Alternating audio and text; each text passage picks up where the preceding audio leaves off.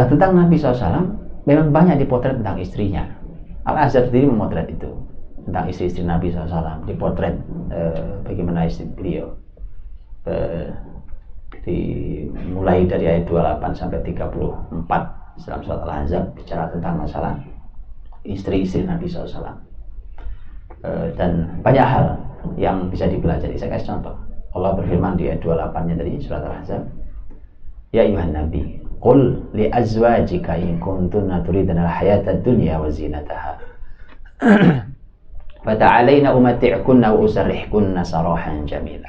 Wahai nabi, katakan pada istri-istrimu, jika kalian wahai istri-istriku menginginkan kehidupan dunia dan segala gemerlap perhiasannya, maka kesini aku beri semua permintaan kalian, tapi setelah ini aku cerai baik-baik. Itu ayatnya. Karena Nabi dapat perintah itu, dikumpulin semua istrinya, dikasih pilihan. Anda tahu awalnya masalah ini kan?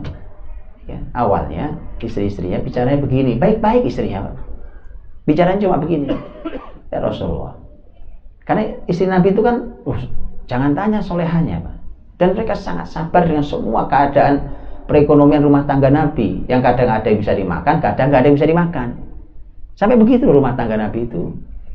Ketika melihat bahwa muslimin sudah makin naik ekonominya, terutama ketika muslimin sudah menaklukkan Khaybar, ya kan, beberapa kemenangan di beberapa jihad itu menghadirkan ghanimah yang besar-besar. Maka istri Nabi kan melihat sahabat Nabi lain aja sudah hidup mulai nyaman, ya kan. Istri Nabi boleh bertanya. Maka mereka bertanya, ya Rasulullah, sesungguhnya engkau itu lebih mulia dari Persia dan Romawi. Itu benar? Apa salah? Benar. Maka tidak bolehkah kami hidup seperti putri-putri di istana itu? Cuma gitu doang Pak, ngomongnya. Paham nggak? Nggak macam-macam. Nggak ada bahasa yang kasar, nggak ada tuntutan yang rumit. Nggak. Itu bahasanya. Bolehkah? Nggak bolehkah kami? Engkau lebih mulia kok dari Persia Romawi. Gitu Pak. Ya kan? Dan itu memang gaya bahasa yang indah seorang istri Pak. Para bapak juga harus paham cara istri bicara. Iya, dan itu kalau mau paham itu belajar tentang istri-istri Nabi. Istri itu kalau bicara mulai pakai bahasa kiasan dan muqaddimah, yakinlah ada sesuatu yang berat yang mau disampaikan. Beneran? Coba antum lihat kalimatnya ini kan. Engkau lebih mulia dari Persia dan Romawi. Ini saya kasih contoh muqaddimah lain. Di kesempatan lain Aisyah pernah ngasih muqaddimah unik ke Nabi. Ngobrol Aisyah sama Rasul, ya Rasulullah, kalau kau punya kambing, ya ngomongin kambing sekarang, gitu ya. Kalau kau punya kambing, ada dua lahan, yang satu belum pernah diinjak-injak kambing lain, yang satu masih, yang satu sudah bekas diinjak-injak kambing lain, udah dengan dimakan sisa. Kemana kau gembalakan kambingmu? Pinter, istri pinter tuh begini, resiko punya istri pinter ya kan. Masya Allah, itu luar biasa. Antum sudah tahu kan kisahnya? Nggak usah saya lanjutkan kisahnya. Loh, belum tahu. Rasul menjawab, kan ditanya tentang kambing, dijawab tentang kambing pertanyaannya. Kata Nabi, tentu akan saya gembalakan kambing saya ke lahan hijau yang belum disentuh kambing lain. Itu saya bilang tadi, perempuan kalau ngomong pakai muqaddimah, ya kan? Istri antum tuh ada sesuatu yang berat yang mau disampaikan. Ternyata Aisyah bicara begitu itu gara-gara cemburu, betul. Jadi orang cemburu saja, kalau orang pinter solehah itu ngomongnya aja masih tertata baik Pak. Begitu Bu. Karena Nabi juga sudah bilang, wanita itu kalau cemburu, dia tidak bisa membedakan antara atasnya lembah dan bawahnya lembah. Itu bahasa Rasul. Perempuan itu kalau sedang cemburu tidak bisa membedakan mana atasnya lembah, mana bawahnya lembah. Kan bahaya Pak. Dia duga dia di atas, tapi jatuh di lembah kan? Itu tentang cemburu. Ternyata dia cemburu terhadap Khadijah radhiyallahu anha. Dan Aisyah pernah bilang, saya ini susah untuk urusan cemburu pada Khadijah, karena Khadijah itu satu sudah meninggal, yang kedua saya belum pernah ketemu sama sekali sama Khadijah. Kebayang nggak sih Pak? Cemburu sama orang yang belum pernah dilihatnya. Kalau sekarang ada istri ya cemburu gara-gara ngeliat fotonya ada. Ya, mungkin sih belum ketemu, tapi fotonya ada. Ini kan nggak ada foto zaman itu. Belum pernah ketemu Aisyah dan Khadijah.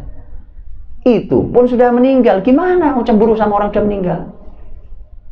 Rumit kan? Kalau sekarang cemburu orangnya masih ada. Ibu-ibu juga gampang kali, tinggal telepon doang itu kan.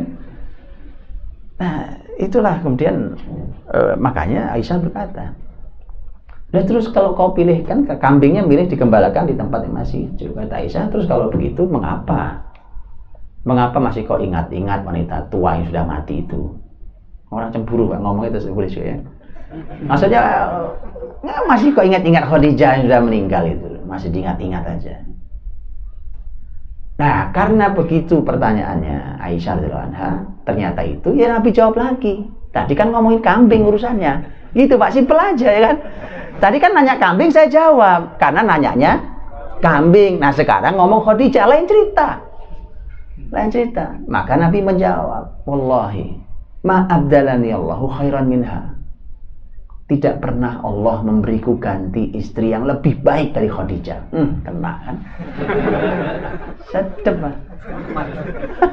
Coba mendingan nggak mau ngomong tadi Ustaz. Tak pernah Allah memberiku ganti istri yang lebih baik dari Khadijah. Tapi saya bilang juga ini, kalau Nabi berhenti di sini menyakitkan Pak. Betul ya? Menyakitkan. Nabi orang bijak. Nabi jelaskan Khadijah punya 4 kelebihan dan 4-4-nya itu Aisyah nggak punya.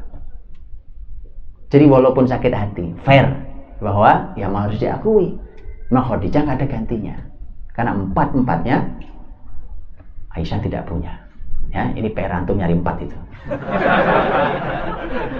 Siap ya, terutama ibu-ibu. Saya sering bilang Bu, ibu-ibu begini, saya udah sering bilang, ya Allah, rumah tangga itu kalau dibangun di atas ilmu nikmatnya luar biasa. Nggak ada gunanya laki-laki dibatasi supaya nggak nikah lagi, itu nggak ada gunanya. Saya ngomong apa adanya Pak. Ini bukan masalah sensitif Bu.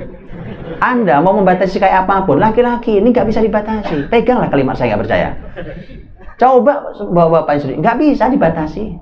Mau batasi nggak bisa. Anda mau cek HP-nya tiap pulang ke rumah, nggak bakal bisa.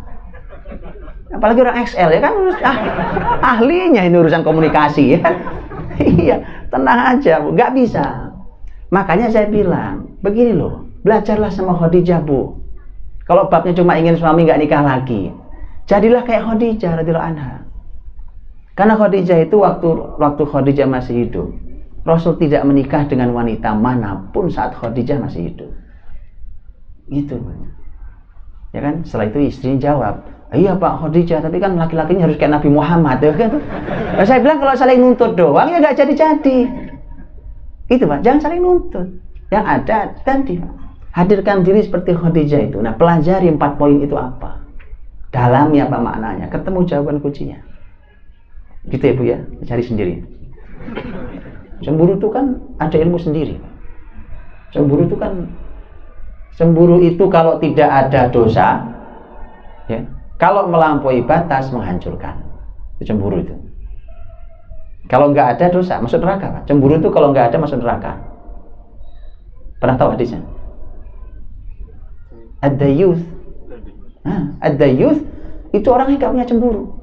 Terserah kamu mau ngapain, kamu mau buat dosa, kamu mau selingkuh, kamu mau jalan sama siapa, orang gak ada rasa cemburunya.